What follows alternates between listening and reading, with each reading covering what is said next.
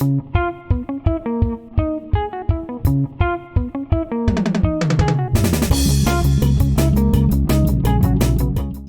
everyone, I'm your mystery reader for this week, Miss Larissa from Woodrow Wilson Explores, and the book we'll be reading today for kindergarten through second grade is Odd Bird Out by Helga Banch. Robert is different from all other ravens. He is a happy bird, but when he laughs and tells jokes, the other birds don't like it at all. Now I want you guys to pay close attention because at the end of this book, I will be asking a question, and there is a really cool ending. So, let's get started. It's said that ravens make poor parents, but Roberts were first rate.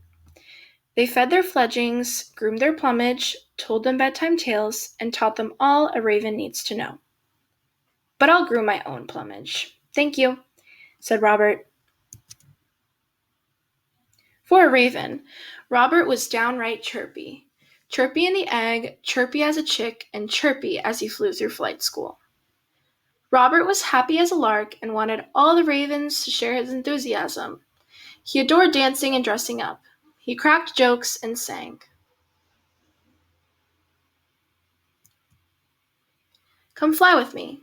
But dear, oh dear, the creaky, croaky cawing. Didn't he know he was out of tune?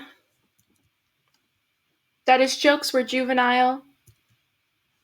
That the appropriate, the prescribed, the only possible clothing for a raven was black? After all, the ravens knew best what to wear, how to sing, and who to dance with. They knew precisely what was proper, what was fun, and what was not. It was proper to make fun of Robert, but he simply went on being Robert.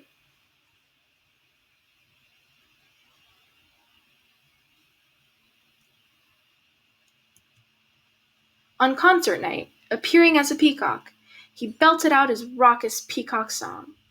The ravens were fed up to their beady black eyeballs. Scram! Skedaddle! You're a scandal, they squawked. Now scoot! Sadly, Robert packed his bag. He farewelled to Stanley. He flew far away. When he could flap no further, he flopped in a tree. He sang himself a lonely song. A bird turned up to listen. Then another and another. Flocks of bird alit and listened. More, more, encore, they cried. That fired him up. Robert was so pleased he sang them another song. He spun a yarn and served up a joke. He switched his clothes at the drop of a hat. The birds were enchanted. They all cheered and clapped. Robert was radiant. This was the life. He toured about in his finest feathers. His performing career took flight. Meanwhile, back on the branch, it was quiet. It was calm.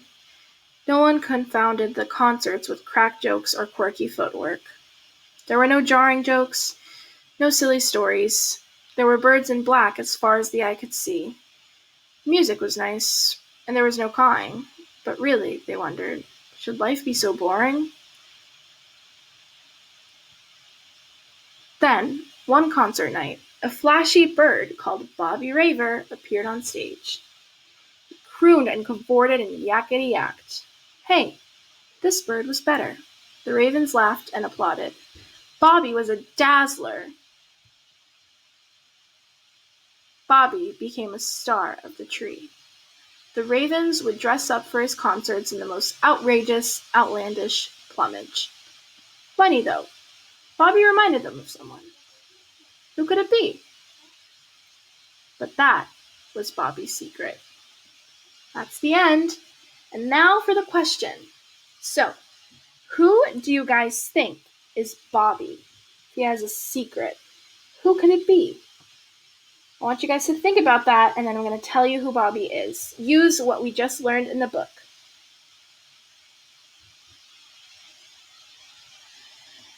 All right, guys. So the answer to my question is Bobby is Robert, of course. So Bobby obviously is different, and everyone liked it. But if you guys remember, in the beginning, no one really liked that he was different.